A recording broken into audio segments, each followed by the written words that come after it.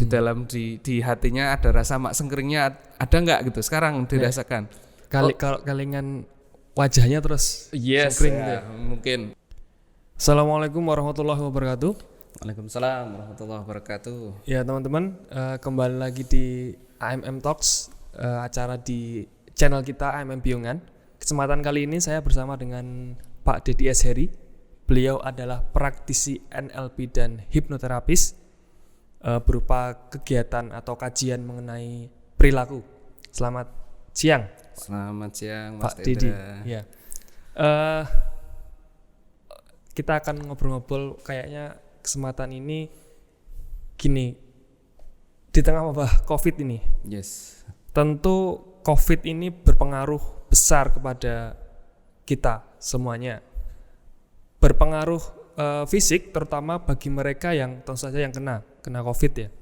Terinfeksi COVID ya. Kalau di Indonesia sekarang berapa? 17 ribuan orang yang terinfeksi, yang otomatis mereka merasakan ya gejala infeksi, dan mungkin ada beberapa yang lebih dari itu yang mungkin belum terdata. Tetapi dampak dari COVID itu tentu sangat luas dirasakan oleh kita semua. Ya kita tahu ya sekarang dalam kondisi PSBB atau ya lockdown seperti itu. Kondisi perekonomian dan lebih dari itu sosial juga terdampak sangat besar.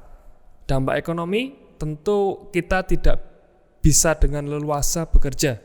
Bagi mereka yang bekerja dalam dunia-dunia yang ya membutuhkan kerumunan orang, ya tentu saja sekarang harus di rumah dulu, Pak. Ya. Otomatis pemasukan menjadi ya sangat berkurang seperti itu.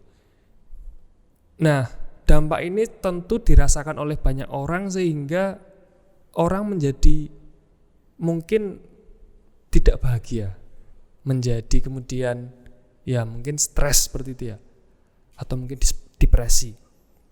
Dampaknya begitu besar dan ya itu dampak yang tidak terlihat sepertinya, dan saya yakin dirasakan secara luas oleh teman-teman kita, masyarakat luas seperti itu. Nah, untuk di awal ini sebenarnya stres, depresi itu apa sih, Pak Deddy? Ya, sebelum kita bicara ke situ ya, stres, depresi, tadi Mas Tendra ngawali ini dampak COVID-19 yang meluas macam-macam tadi, sampai kemudian stay at home kan gitu. Ini sudah dirasakan oleh hampir semua orang, hal-hal yang tidak nyaman dirasakan. Ya minimal begini, bosen di rumah, kan gitu. Terus mau ngapain, mau melakukan apa? Gabut. Ya gabut. Bangun tidur, ini mau ngapain lagi kan gitu. Dan lain sebagainya. Ini ada istilahnya sendiri, namanya cabin fever. Jadi perasaan, berbagai perasaan yang tidak nyaman itu ada gabut gitu ya. Terus bangun tidur mau ngapain tidak tahu, kadang-kadang sudah mulai ada rasa sedikit pusing, kemudian di leher ini agak kenceng-kenceng gimana gitu. Seringan tidur. Ya, mungkin keserangan tidur atau malah nggak bisa tidur bisa jadi dan seterusnya. Nah, ini menumpuk. Hal-hal seperti ini menumpuk. Ya, kalau stres depresi memang berbeda ceritanya, tetapi setidaknya ini yang dirasakan oleh hampir semua orang mungkin terjadi seperti itu. Nah, ada juga stres. Stres itu kan begini, stres itu kondisi tekanan ya, ada tekanan-tekanan di dalam diri kita karena keluarga, pekerjaan dan macam-macam. Iya, bisa terjadi karena adanya realitas yang belum sesuai dengan harapan. Harapan dan realitas itu belum matching. Nah, sekarang kan harapannya pengen bisa bekerja terus, pengen bisa keluar rumah melakukan kondisi normal, tapi nggak bisa. Tuntutan di rumah dan macam-macam, dapur harus ngepul kan gitu. Anak-anak harus minta jajan tetap, walaupun di rumah kan tetap minta jajan dan macam-macam. Sekarang tambah minta pulsa. Tambah minta pulsa macam-macam. Nah, itu juga memunculkan stres ya. Tetapi stres itu kondisi normal. Semua orang harus mengalami stres karena stres ini akan memicu kita untuk bergerak. Ya, kalau kita tidak stres ya malah bahaya ini. Ya, tetapi orang yang beruntung adalah menyadari bahwa dirinya memang harus stres. Nah, berbeda dengan depresi. Kalau depresi ini sudah masuk ke ranah gangguan jiwa atau disebut juga dengan penyakit kejiwaan dan dia harus diterapi. Nah, depresi bisa ada yang ringan, ada sedang, ada berat, ya kan begitu. Tetapi kalau sudah terjadi perubahan mood, kadang seneng, kadang susah, sedih, dan itu cepat, maka itu sudah mulai ada tanda-tanda depresi. Nah, kira-kira itulah gambarannya. Jadi yang kita rasakan kalau saat ini ketika masa-masa pandemi COVID ini, di awal ini ada rasa bercampur tadi, namanya cabin fever itu, macam-macam muncul. Ya gabut, yang nggak jelas mau ngapain, bahasa Jawa rasa-rasen, lemes, tidak punya gairah, nggak punya semangat, ya awake loyo dan seterusnya kan gitu. Itu ya karena nggak tahu lagi yang harus dilakukan apa, serba salah dan seterusnya. Ini sudah muncul begitu kan gitu. Oh ya, berarti tadi ya depresi itu mungkin tahap lanjut dari stres begitu atau akumulasi stres begitu ya? Salah satu pemicu depresi itu stres, ya. Tetapi bisa stres yang terus-menerus mengakibatkan depresi. Tetapi depresi tidak hanya disebabkan oleh stres. Ya, cabin fever ini pun juga akan bisa kalau lama kelamaan ya menjadi depresi. Orang yang sedih banget itu bisa jadi depresi. Tidak bisa memaafkan orang lain yang terus-menerus itu ya depresi. Cemasan ya bisa memicu depresi. Ya. Baik. Tadi menyinggung ketika suasana seperti ini ya, tentu kita harus beradaptasi dengan situasi yang baru atau seri sekarang agak populer normal yang baru, the new normal. Yes, oke. Okay. Ya. Tadi disinggung mengenai mood ya. Yes. Ya, bagaimana adaptasi kita terhadap situasi itu sebaiknya? Kita mengelola mood seperti itu. Yeah. Karena ya aktivitasnya bisa dikatakan berubah drastis, pola hidupnya, kesehariannya itu. Ya, jadi idealnya mood itu selalu terjaga. Ya, orang bisa seneng, tapi ketika seneng banget jangan kemudian euforia, jadi seneng terus-menerus. Atau ketika mengalami kesedihan ya jangan berlarut-larut sedih sekali, ya kan gitu. Kata Rasulullah kan juga begitu. Kalau sedih ya jangan sedih banget kan gitu. Kalau lagi seneng ya jangan kemudian lupa bahwa kenyataan realitas di depan kita, di depan harus ada hal-hal yang juga kita harus lakukan. Jangan kemudian larut dengan kesenangan yang berlebihan. Berarti di situ kita harus menjaga kan. Intinya adalah menjaga kondisi agar terkontrol. Nah, kondisi ini harus di-create, harus kita ciptakan saat ini. Karena orang yang bisa mengelola atau kemudian survive dalam keadaan jiwanya. Jadi begini, kondisi jiwa itu yang sehat akan memberikan efek kepada kondisi fisik kita yang juga prima, kan gitu. Ya, karena kadang-kadang orang kan merasa begini, ada keluhan-keluhan muncul. Saya kok sering pusing, saya kok sering pegel-pegel, kan begitu. Nah, ini bisa jadi karena ada persoalan-persoalan masalah jiwanya atau masalah yang psikisnya yang dirasakan, ya kan gitu. Nah, artinya apa? Yang dirasakan, keadaan yang dirasakan pasti menimbulkan juga masalah-masalah fisik. Tapi belum tentu loh masalah fisik itu akan memberikan problem jiwa. Tapi yang utama adalah jiwanya dulu yang dikelola. Maka mood itu ya perlu kita jaga. Nah, kira-kira gitu Mas Tendra. Kalau moodnya ini yang kadang-kadang remaja-remaja ini yang sering gitu karena gabut biasanya pergi kemana-mana ya kan gitu sama teman ke mana lah itu, ke mall, ke macam-macam. Di sekolah sekarang nggak sekolah sudah berapa lama ini kan, hampir 2 bulan ya. 2 bulanan. Ya, artinya kerinduan itu ketemu dengan teman-teman itu kan dilakukan. Tapi ini nggak bisa dilakukan. Nah, hal-hal ini juga memicu berapa tadi kondisi-kondisi ini, moodnya akan juga berubah kan gitu. Ya, nah, ini harus terkelola. Ya. Kalau berkaitan dengan gender, maksudnya mood itu tadi, antara pria dan wanita itu kecenderungannya pengelolaan emosinya itu seperti apa? Pasti kan berbeda. Kalau pria mungkin lebih logis dan seterusnya, yang perempuan lebih seperti apa? Ya, sebenarnya tidak terlalu berbeda antara laki-laki dan perempuan. Hanya dikatakan kalau perempuan cenderung emosionalnya, ya kan gitu. Kalau laki-laki cenderung yang muncul kemudian secara fisiologisnya muncul. Tetapi pada kenyataannya laki-laki maupun perempuan itu ya mengalami berbagai kondisi-kondisi problem kejiwaan itu ya sama-sama rentan dan sebagainya. Hanya keadaan lingkungan, keadaan yang dia alami, dan bagaimana ketahanan emosional seseorang ini yang akan banyak mempengaruhi. Kalau gendernya sih tidak banyak memberikan peran yang berarti. Berarti tergantung pribadi masing-masing ya, ketahanan dan mungkin pengalaman dalam menghadapi masalah-masalah seperti itu. Iya, tergantung pada seseorang, tergantung pada lingkungannya, lingkungan keluarga, tekanan-tekanan di lingkungan itu sangat berpengaruh pada seseorang.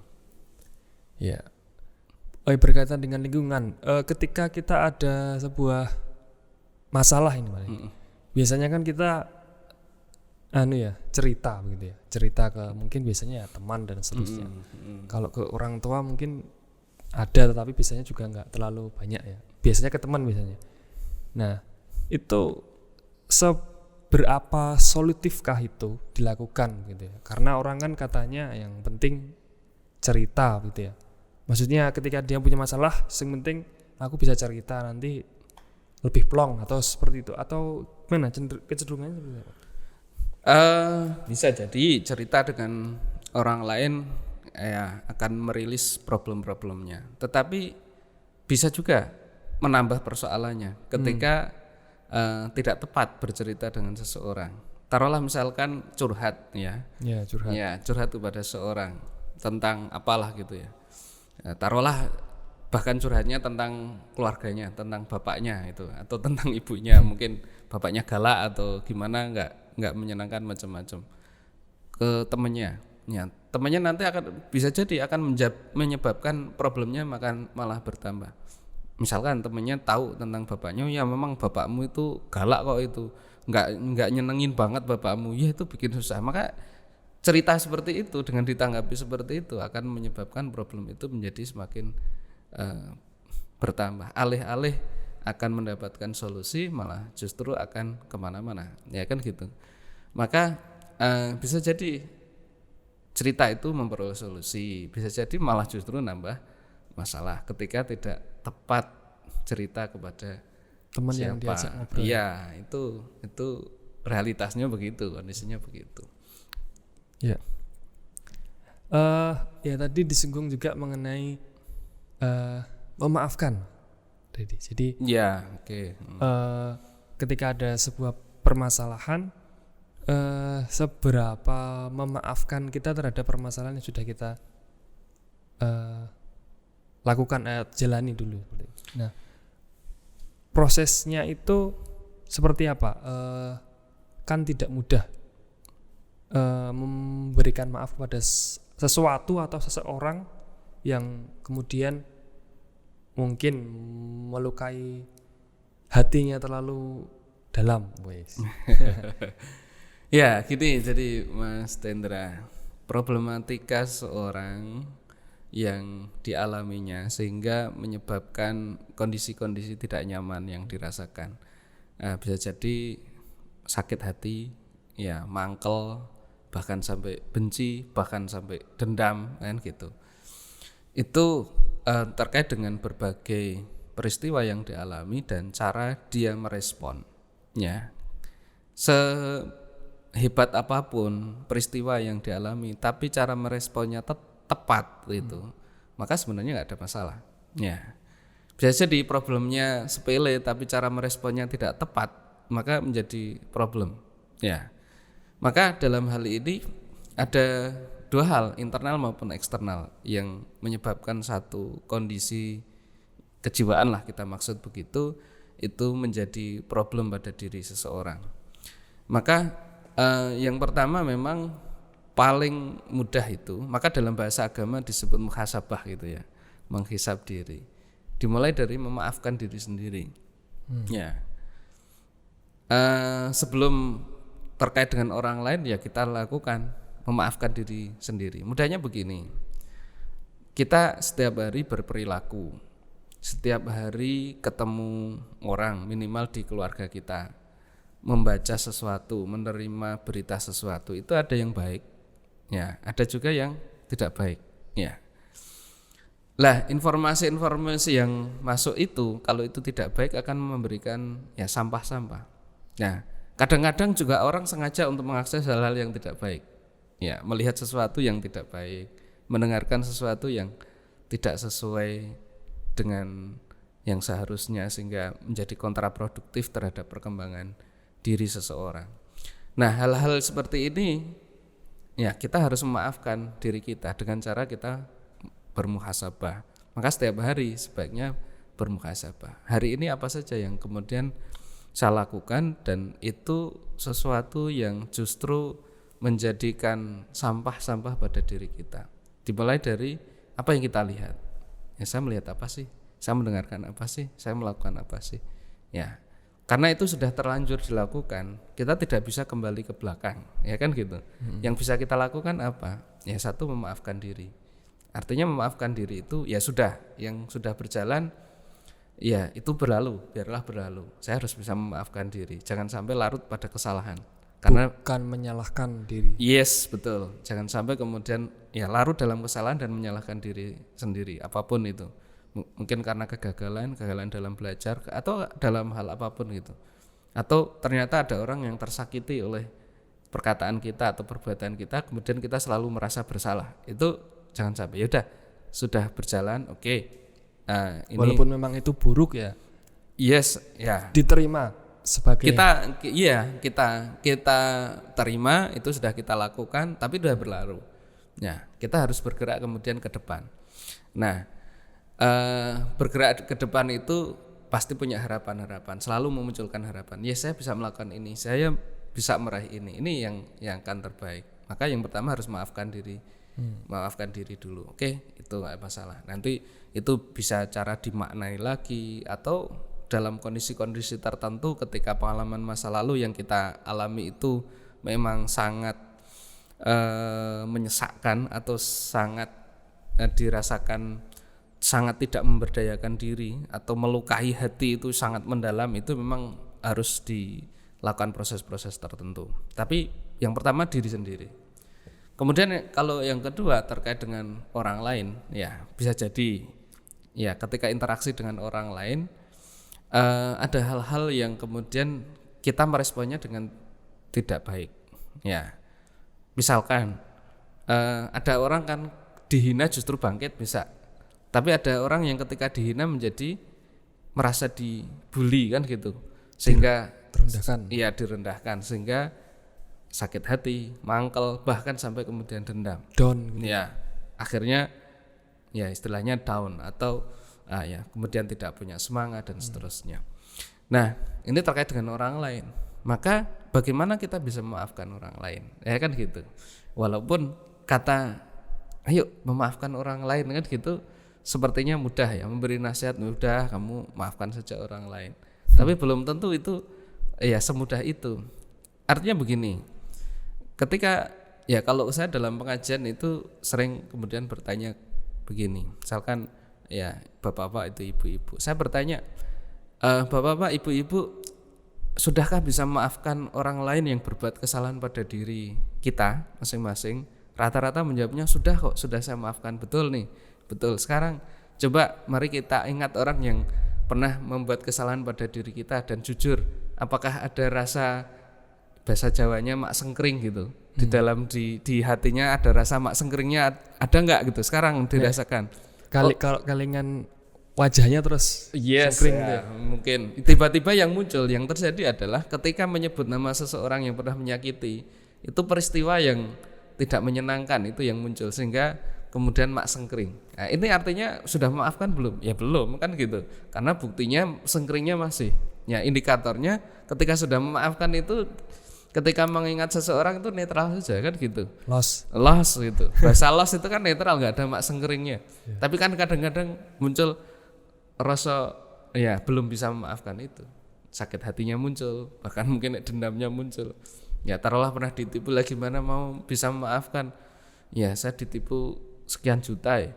Ya kalau ketemu itu rasanya getem-getem gitu. Nah itu ya belum bisa. Tapi udahlah sudah tak maafkan karena nggak bisa keluar lagi duitnya kan gitu.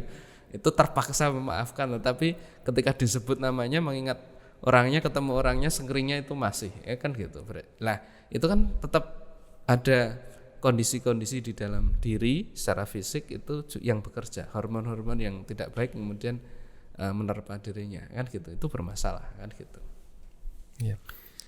Jadi tadi intinya memaafkan itu kerangka besarnya adalah bagaimana kita merespon sesuatu yang terjadi di kepada kita gitu ya. Baik itu senang maupun tentu saja sedih ya. Yes. Intinya jangan berlebihan ya. Kalau senang ya boleh senang tapi ya biasa-biasa saja. Terkontrol intinya. Kalau sedih juga boleh sedih ya, tetapi jangan berlarut pada kesedihan. Terkontrol lagi kan gitu. Fungsinya sebenarnya kontrol diri. Kita adalah sebagai kuasa atas diri kita sendiri, autor diri kita sendiri. Yang mengontrol ya kita sendiri kan gitu. Kalau dalam keadaan sedih begitu kemudian ada yang bilang ya sudah kalian ngomong saja kalau kalian lagi bersedih, tetapi kemudian segera bangkit seperti itu. Atau maksudnya kan ada yang bilang kalau memang kamu sedih ya loskan saja, berarti kamu memang baru sedih, tapi dalam waktu tertentu ya segera bangkit seperti itu. Iya. Atau maksudnya gini, saya potong. Ataukah kita sebagai seorang itu intinya berusaha menyembunyikan, maksudnya menyimpan itu dengan rapat begitu, dan kita merasa kita tidak cukup bermasalah sebenarnya. Sebenarnya responnya seperti apa itu? Ya, tepatnya adalah mengelola ya. Mengelola itu menyimpan rapat juga bukan seperti itu konteksnya. Tetapi begini, kalau kita ini bicara masa lalu, ya. Tapi akan lebih tepat sebenarnya seseorang itu mengontrol dirinya dengan mengajak dia untuk berpikir ke depan. Ya. Karena seseorang yang selalu menempatkan harapan ya di depan sana dan itu memiliki energi yang kuat ketika kita ingin meraihnya, itu sebenarnya sudah memberikan solusi banyak hal terhadap masa lalunya. Biasanya orang kemudian tadi ya dalam tanda kutip terjebak dengan kesedihan masa lalu yang diratapi dan seterusnya, itu melupakan satu hal yang sangat esensial, yaitu apa sih tujuan yang ingin diraihnya, lupa pada situ. Maka solusi untuk hal-hal seperti ini, kita bicara seperti ini adalah ya mari kita rumuskan tujuan hidup kita apa. Ya, visi hidup kita apa sih? Ya. Apa sehingga memunculkan gairah untuk mencapai harapan-harapan itu. Ketika itu sudah kemudian dibangkitkan terus, maka sesungguhnya kita sudah mengarah ke situ. Dan dengan sendirinya sebenarnya masa lalu itu mampu Tapi ada juga masa lalu yang mengakibatkan trauma ya, sampai trauma, bahkan trauma sampai berat. Itu memang harus diselesaikan. Karena kadang tidak cukup waktu itu mampu menyelesaikan. Ya ada trauma yang sifatnya kecil-kecil lah, misalkan trauma pada cicak gitu ya, trauma pada kecoa gitu, trauma duit misalkan gitu. Itu misalkan itu nggak diselesaikan ya, maka ini ya menjadi kendala. Kadang-kadang diberi nasihat, ada orang yang takut setengah mati luar biasa itu dan responnya sampai misalkan dengan ada cicak itu di depan itu sampai menggigil, keringat dingin macam-macam, itu dikasih nasihat apapun ya nggak bisa jalan kan gitu. Biasanya ada peristiwa masa lalu. Dan kalau ini terjadi dengan berbagai hal, dengan orang dan sebagainya, ini kan harus diselesaikan. Apalagi dengan orang yang setiap hari ketemu gitu. Contoh misalkan anak muda patah hati sama tetangganya, misalkan gitu. Ya setiap hari ketemu gitu kan, ya setiap hari ketemu dan harus sakit hati itu kan menyakitkan. Hidupnya menjadi tidak bisa happy kan gitu. Ya ini harus terkelola dengan baik. Nah problem itu intinya terkelola. Ya mana yang kemudian harus bisa diselesaikan, ya diselesaikan. Ya. Mana yang kemudian perlu cara penyelesaiannya juga banyak, tinggal dimaknai lagi atau memang peristiwanya dihilangkan begitu. Ya. Bisa nggak itu dihilangkan? Ya bisa juga. Ya ada peristiwa tertentu yang contoh misalkan dihina yang kemudian menyakitkan itu, ya sudah saya nggak bisa lagi memaknainya lagi, ya udah dihilangkan saja, ya bisa. Dihilangkan gimana nih Pak? Ya dihilangkan itu begini. Jadi berbagai peristiwa yang kita alami itu kayak file-file di dalam komputer ya. Ya kita bisa mengelolanya dengan baik dan pikiran kita bekerja seperti komputer. Ya setiap informasi yang masuk kita dengar, kita rasakan, kita apapun itu bentuk file-file di dalam memori kita. Ya peristiwa itu kayak file-file kan gitu. Nah file itu bisa dipanggil kembali dan kemudian dengan teknik tertentu ya bisa kita modify ya filenya. Kita kayak file lah, kita bisa tambahkan dan macam-macam, bahkan bisa kita hapus tertentu, kita edit ya. Nah mudahnya begitu cara analoginya. Konsepnya begitu. Nah saya mendalami hal ini ya, keilmuan NLP, hipnoterapi itu bisa kemudian membantu kita untuk memodify masa lalu. Tetapi selama ini yang justru paling powerful adalah ketika seseorang dibangkitkan untuk mencapai harapan-harapannya ke depan. Itu yang sangat powerful sebenarnya. Jadi ada semacam harapan yang membuat dia tergerak begitu ya? Betul. Kenapa sih harus masih berkubang dalam permasalahan masa lalu? Yeah. Sementara dia punya tujuan-tujuan yang mungkin jauh lebih baik seperti itu. Jadi itu yang lebih powerful. Yang akan powerful akan begitu. Karena dengan merilis masa lalu saja orang ya oke, masa lalunya bisa dimaknai, tetapi terus harus ngapain ke depannya? Ya kan gitu. Tapi begitu dibangkitkan ke depannya, punya harapan-harapan, cita-cita yang terus dibangkitkan, maka sebenarnya energi ke depannya itu besar. Ya udah, masa lalunya ya tidak ada waktu lagi untuk memikirkan lagi kesedihan masa lalunya. Sebenarnya begitu. Itu ini powerful sekali sebenarnya. Jadi sangat penting ya kita tuh punya cita-cita atau tujuan ke depan ya. Jadi yes.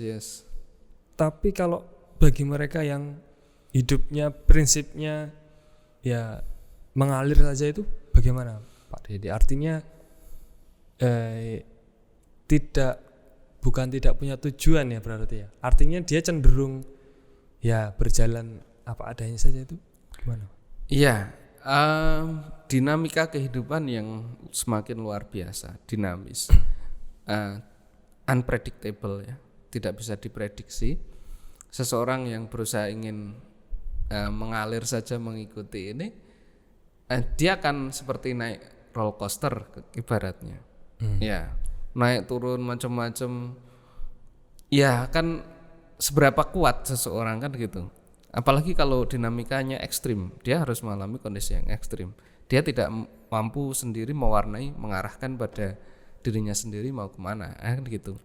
Nah ini menjadi ya akhirnya dia hanya akan terombang-ambing keadaan, dan itu menjadi sangat tidak bagus di efek-efek di dalam dirinya, karena dia sendiri tidak mampu memprediksi, ya dia sendiri tidak bisa memberikan perencanaan pada dirinya. Ini menjadi problem.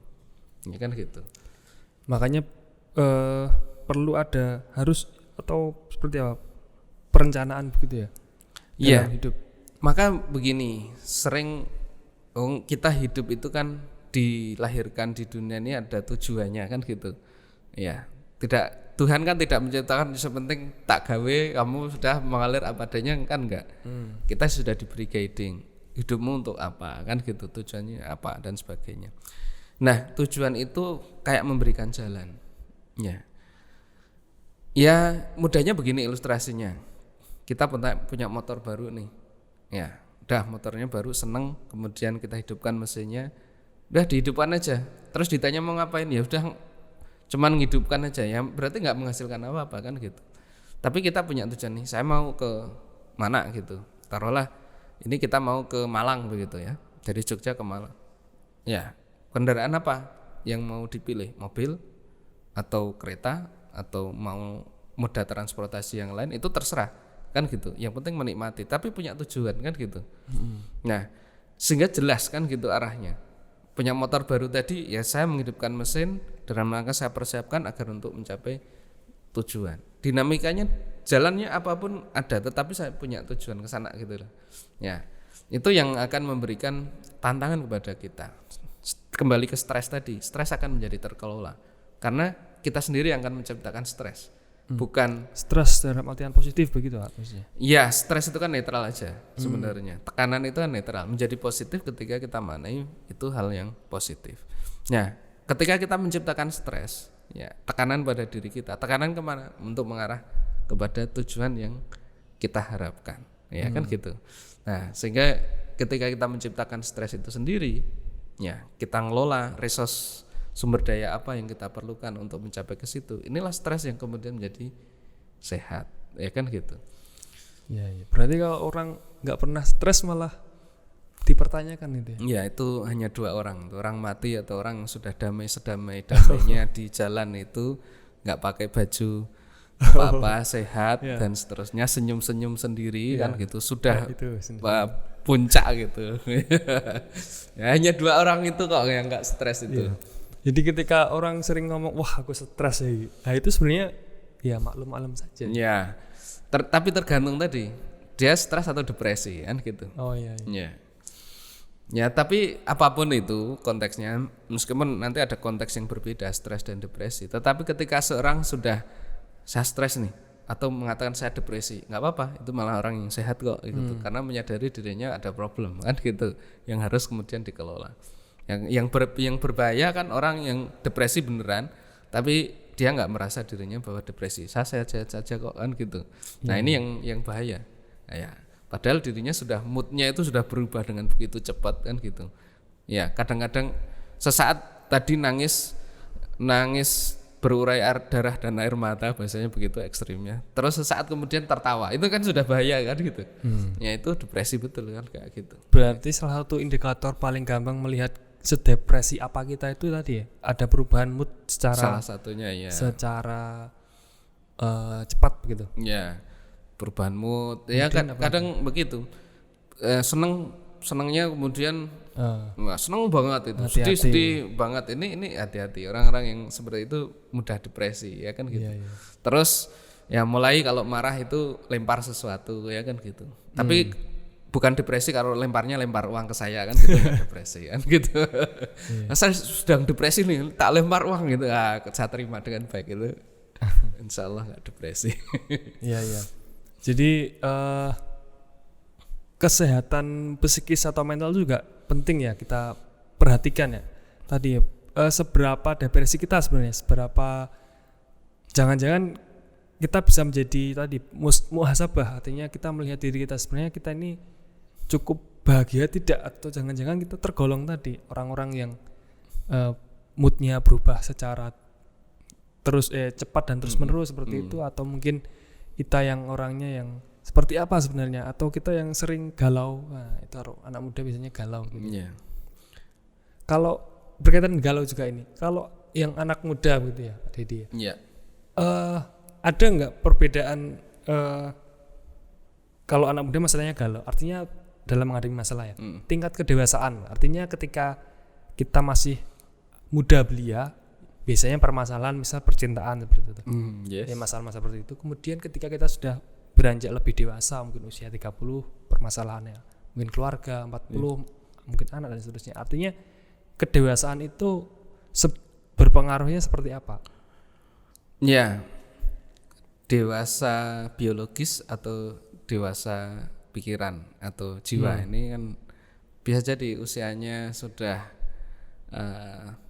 banyak gitu, sudah lama hidup tapi masih kekanak-kanakan kan gitu bisa jadi. Tidak linear. Tidak linear. Jadi beginilah paling mudah kadang-kadang begini. Sifat kekanak-kanakan itu apa? Satu, semuanya adalah milikku kan gitu. Kalau anak-anak kan begitu. Ini mainanku, ini apa, ini punyaku kan gitu. Satu. Yang kedua adalah pengen orang semuanya sesuai dengan kehendakku kan gitu. Ya, anak-anak kan begitu.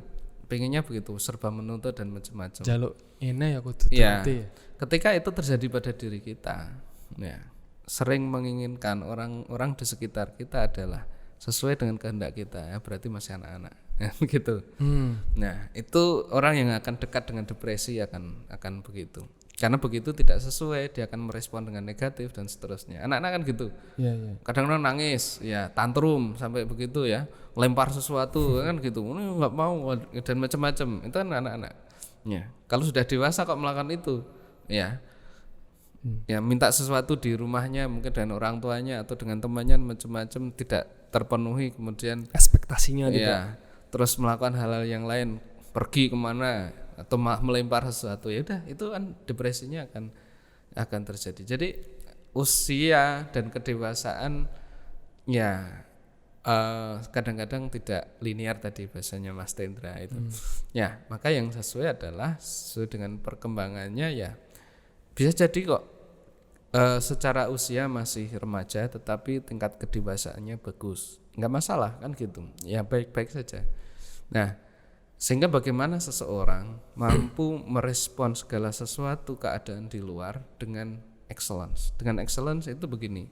Ya bahasa mudahnya apa ya enaknya? Cool gitu ya. Jadi tidak gumunan. Kalem. Ya, kalem itu.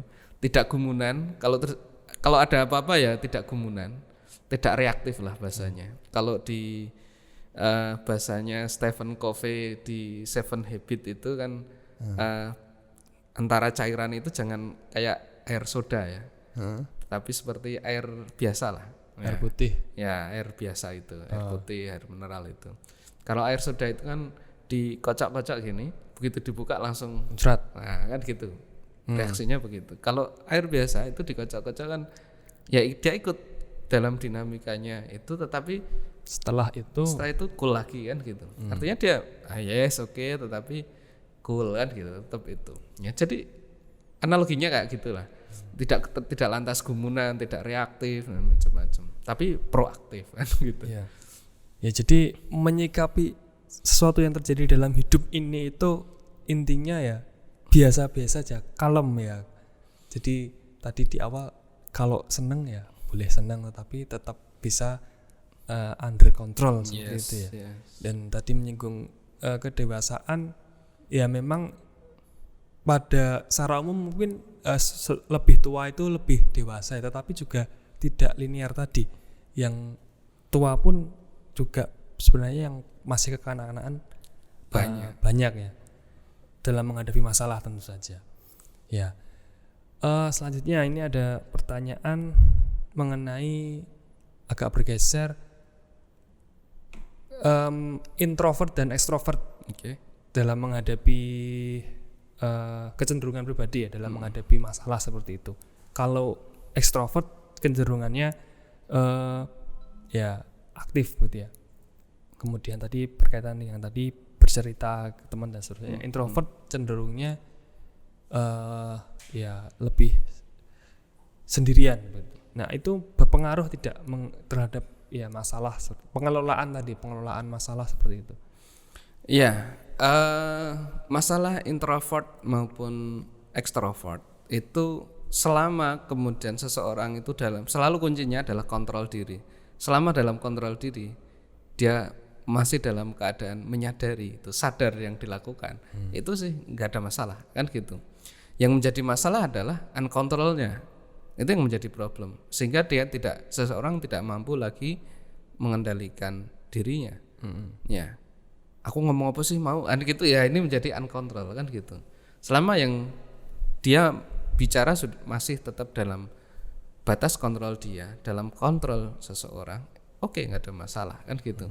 Seorang introvert yang menyadari betul ini ya saya harus melakukan ini sendiri, ini menjadi pilihan, nggak ada masalah kan gitu.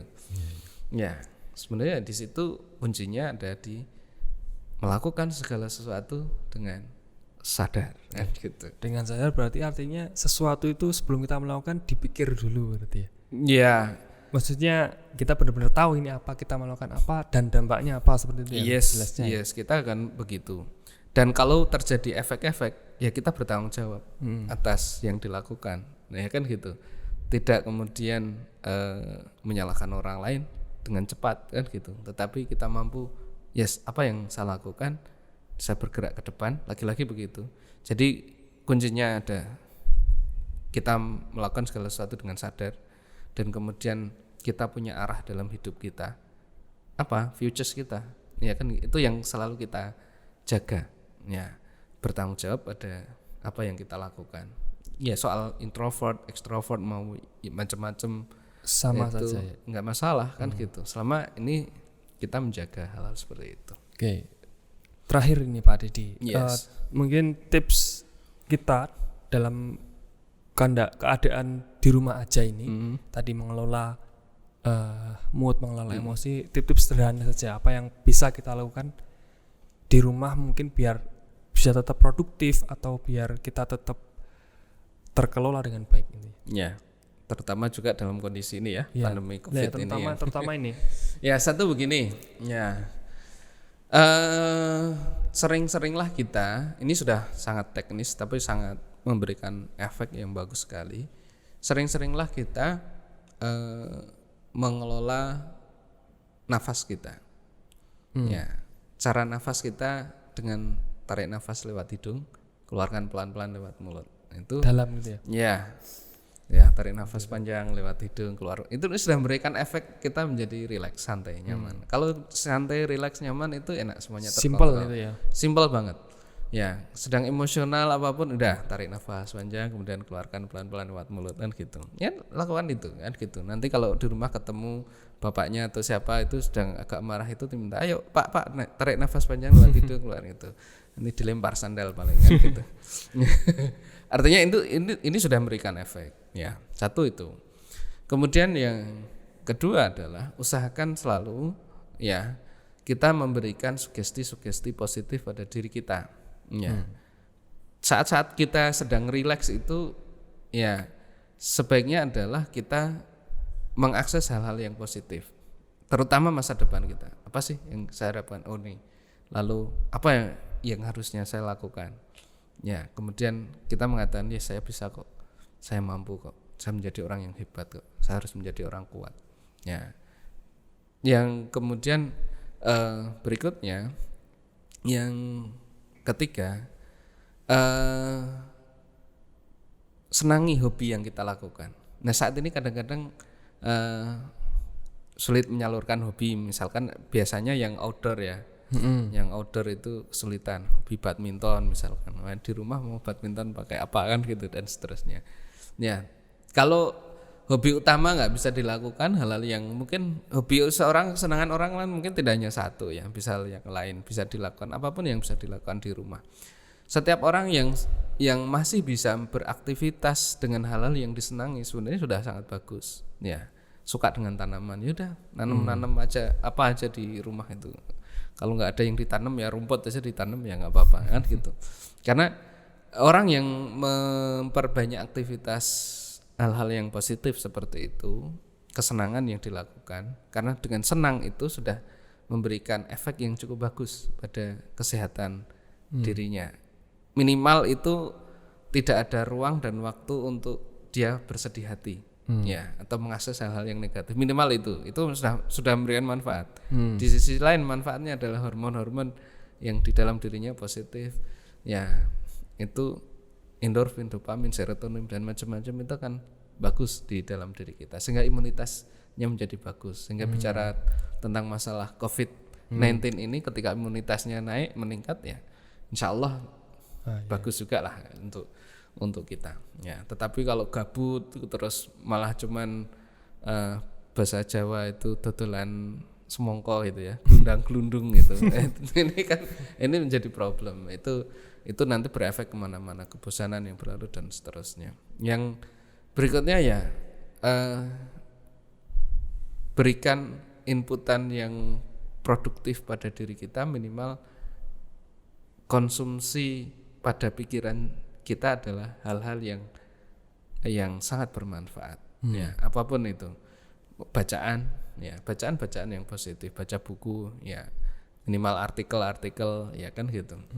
Ya, hindari yang sifatnya apa ya, kalau di televisi ya kayak sinetron dan macam-macam, itu sebaiknya drama. Ya, dihindari lah itu. Perdramaan. Ya.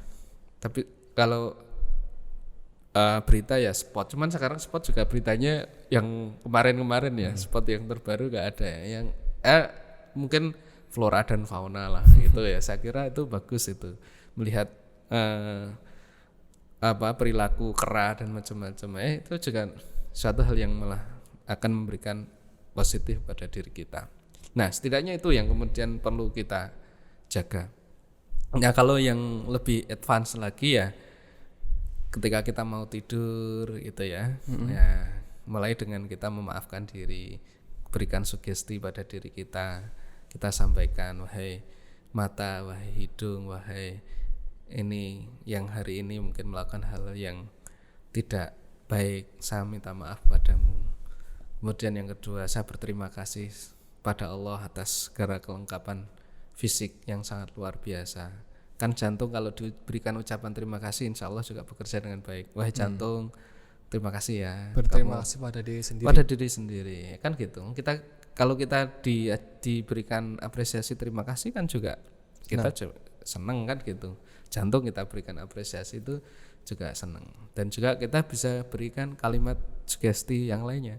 Misalkan begini, mulai hari ini dan seterusnya saya menjadi pribadi yang semakin sehat, semakin kuat, semakin cerdas, ya kan gitu. Ya terus kasih aja yang positif. Sugesti itu walaupun sepele, terlihat sepele tapi besar. Besar sekali manfaatnya. Minimal file-file yang ada di kita penuhi dengan hal yang positif kan bagus, ya kan gitu. Gitu ya. Yang mudah lah saya kira ya dilakukan. Ya. Mungkin itu Pak Dedi. Kesempatan kita kali ini kita banyak bicara mengenai ya intinya bagaimana kita mengelola diri kita terutama di masa COVID-19 ini yang penuh ketidaktentuan.